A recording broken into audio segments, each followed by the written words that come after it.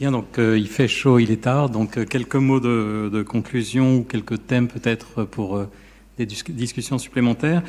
Il est rare dans la vie d'un scientifique de vivre une espèce de ruée vers l'or thématique, et j'ai l'impression d'en avoir vécu deux personnellement, la supraconductivité à haute température en 87 et le machine learning ou les réseaux profonds, où tout d'un coup les gens abandonnent ce qu'ils font et puis commencent à travailler sur ces nouveaux sujets émergents en utilisant les techniques qu'ils connaissent évidemment. Et donc je pense que l'après-midi aujourd'hui vous a convaincu que c'est vraiment un sujet passionnant et fascinant. Et donc j'en retiens deux questions principales. La première, c'est pourquoi ça marche finalement. Marc en parlait tout à l'heure. Pourquoi ça marche en particulier avec très peu de données par rapport au nombre de paramètres à optimiser. Et j'ai l'impression, en suivant le sujet d'un peu loin, que régulièrement, il y a des gens qui disent on a tout compris, ça marche parce que les vallées sont grandes, parce que, etc. Et j'aurais voulu savoir si on commence à comprendre quand même un petit peu pourquoi ça marche, quelles sont les pistes du moment. Et le deuxième thème qui me semble important, mais qui est peut-être plus difficile à discuter ici, c'est la relation entre industrie et monde académique sur ces sujets-là, et en particulier le risque que le monde académique soit asséché par la demande de l'industrie sur ces sujets. Donc comment faire pour faire en sorte que la recherche académique continue à être excellente en dehors de la pression des industries là-dessus. Donc je ne sais pas qui veut intervenir sur ces sujets.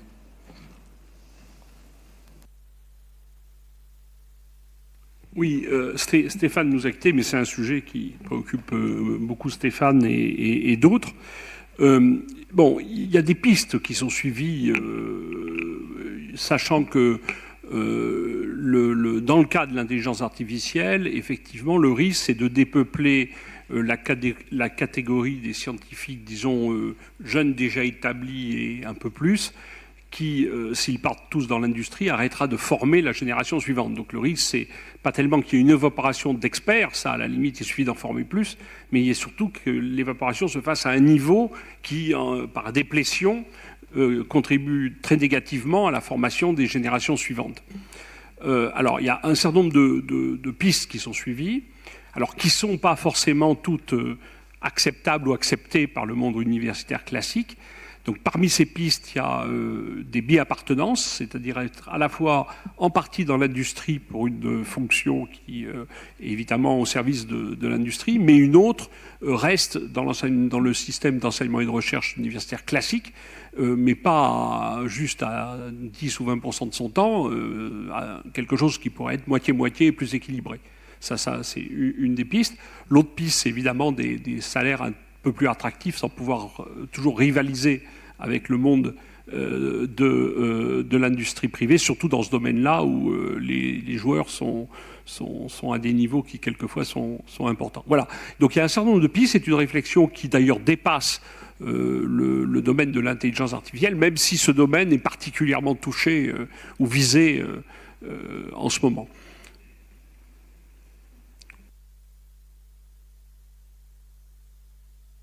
Oui, je voulais rebondir sur cette réaction, je suis absolument d'accord.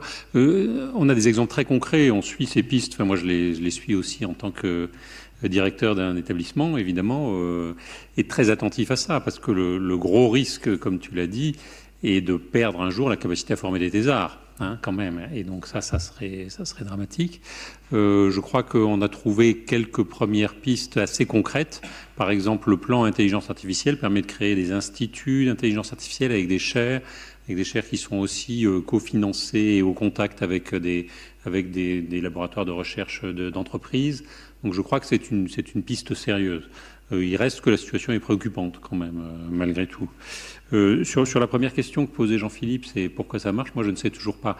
Mais comme ce qui est vrai, c'est que l'empirique nous dit que ça marche, et l'empirique nous dit en particulier que, de manière assez surprenante, par exemple, le paysage d'énergie, d'apprentissage a l'air de se simplifier quand on va vers des réseaux plus profonds, c'est-à-dire avec de plus en plus de couches. ce qui n'est pas complètement évident comme ça du point de vue de la physique du problème, parce que on empile les non-linéarités et on aurait au contraire l'impression qu'on va avoir un système qui est de plus en plus sensible à des petites perturbations. Ça a l'air d'être le contraire de ce qui se passe. Donc je crois que très honnêtement, chacun, comme tu l'as dit, chacun se rue sur ce système et essaye de mettre en avant une hypothèse liée à sa propre perspective. Mais pour le moment, je ne vois pas de schéma qui l'a emporté, qui permet de dire de manière très claire. Il y a beaucoup d'expériences numériques, très jolies, très intéressantes. C'est très empirique pour moi. Peut-être pour compléter, bon, il faut malgré tout garder en tête que ces réseaux de neurones profonds marchent très bien dans le cas supervisé. Donc lorsqu'on a énormément de données labellisées, il y a pas mal de questions qu'on peut se poser dans les cadres non supervisés ou semi-supervisés où il y a très peu de données étiquetées, pour lesquelles ces méthodes-là ne marchent pas forcément très bien. Donc il y a un aspect très négatif a priori qui est de dire les réseaux de neurones profonds marchent super bien dans le cas supervisé et les mathématiques sont très très loin derrière, donc à quoi bon ? Mais à côté de ça, il y a quand même ce pendant où, pour les questions semi-supervisées, qui selon moi sont plus importantes dans la vie actuelle, parce qu'on n'a pas le luxe d'étiqueter des millions de données tous les jours, où on ne les ajuste pas, il y a des sciences à faire. Il y a des sciences pour faire le lien entre les deux. Et ça se trouve, ce n'est pas les réseaux de neurones qui sont la bonne solution dans ces cas-là. Donc heureusement, de ce point de vue-là, les maths et la physique sont encore nécessaires. Par contre, effectivement, pour le cas supervisé avec beaucoup de données, il y a un trou. Donc, j'ai peut-être deux petits points rajoutés. Disons, un petit point, c'est l'échelle des temps de ce domaine. Donc, en fait, cette révolution des machine learning, ça s'est passé peut-être il y a 10 ans, et tout va énormément vite. D'une demi-année à l'autre demi-année, ce qui est discuté en pratique, c'est pas la même chose. Et la recherche mathématique fondamentale, elle se passe quand même à échelle des temps qui est un peu plus long. Donc, je pense que ça va prendre un peu de temps, comprendre des choses. Et pourquoi, et cette impression que tu as dit, que tu as l'impression que chaque mois, il y a quelqu'un qui a dit qu'il a compris. Moi, j'ai peur que c'est un peu dû à la façon qu'on est peut-être parfois poussé à faire la recherche aujourd'hui. On a besoin toujours de dire qu'on a révolutionné tout avec chaque article, que les gens sont un peu poussés à avoir des claims qui ne sont pas vraiment justifiés. Je pense que globalement, on y va, ça se passe bien, ça va prendre du temps, et que les gens un peu exagèrent dans les claims, c'est peut-être un aspect plus social que scientifique, je sais, à mon avis. Peut-être l'enthousiasme aussi. Certes, bon enthousiasme. Merci. Bien, juste un petit correctif, c'est, je ne pense pas que vous avez parlé d'industrie, et j'ai l'impression que vous parliez des GAFA, et je n'ai pas l'impression que les GAFA soient dans l'industrie. Les GAFA assèchent de façon conjointe les laboratoires académiques et les industriels. Les banques avaient commencé par, c'était une première hémorragie des ingénieurs qui devaient normalement aller vers l'industrie. Maintenant, c'est les GAFA, donc c'est un problème plus général. Comment aussi les industriels attirent les jeunes sortant des laboratoires académiques vers l'industrie. On se réjouit que l'industrie française arrive encore à résister. Et donc on a besoin d'une collaboration plus étroite entre les laboratoires académiques et l'industrie, parce qu'on n'a pas non plus les salaires attractifs des GAFA. Voilà. En termes d'assèchement des thématiques, je pense que si les laboratoires académiques se penchaient plus sur les problèmes industriels, il y a des problèmes théoriques très difficiles à résoudre, en particulier dans le domaine de l'intelligence artificielle. Comment on valide, on certifie des algorithmes d'intelligence artificielle qui demandent des efforts importants du côté académique. Et côté industriel, on a l'impression que les laboratoires se mettent un peu en compétition les uns avec les autres en ressortant des outils qu'ils ont utilisés par le passé.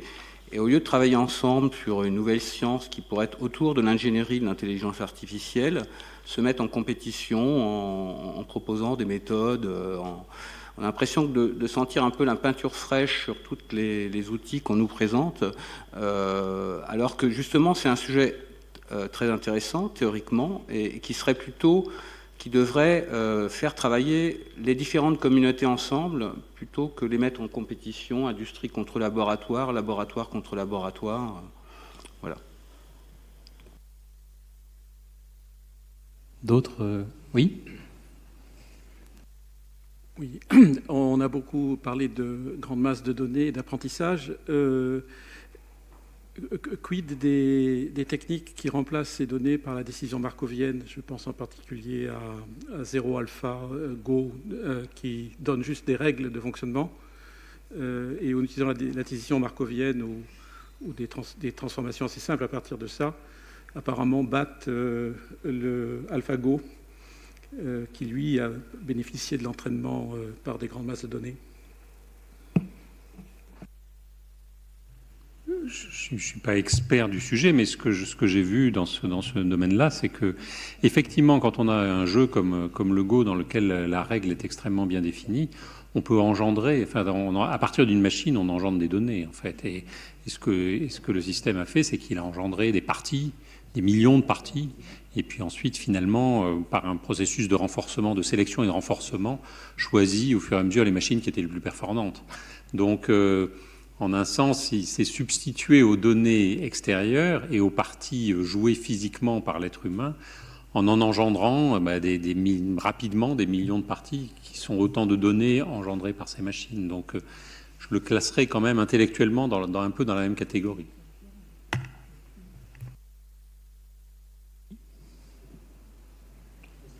Oui, je voudrais vous demander, les équipes qui travaillent sur ces problèmes-là d'intelligence artificielle, c'est un individu tout seul qui fait tout, ou c'est des dizaines de gars qui travaillent sur le même problème? Autrement dit, il faut beaucoup de monde travaillant ensemble pour arriver à trouver un résultat nouveau, ou est-ce que c'est un génie qui a trouvé le truc et puis qui montre comment ça marche? Lenka, tu veux remontrer ton transparent? C'est, de mon point de vue, disons, cette communauté qui travaille sur le machine learning, elle est énormément grande. Pour vous donner un exemple, la conférence principale des machine learning, qui aujourd'hui s'appelle NeurIPS, il y a 10-20 ans, elle accueillait chaque année peut-être quelques centaines de chercheurs. Aujourd'hui, c'est 10 000. Et c'est seulement parce qu'ils ne laissent pas inscrire tout le monde. L'année dernière, il fallait s'inscrire en moins que 12 minutes pour avoir une inscription. Donc, la taille de cette communauté est énorme. À quel point on travaille efficacement ensemble plutôt que faire compétition un contre l'autre parce qu'il faut que chacun ait le meilleur, ça c'est une autre question. Là, je pense qu'on a des points à améliorer, travailler plus efficacement ensemble. Mais on est nombreux, ça c'est sûr. Merci. Bon, je pense qu'il est peut-être temps de terminer. Donc, je voudrais remercier encore nos orateurs pour leur conférence exceptionnelle.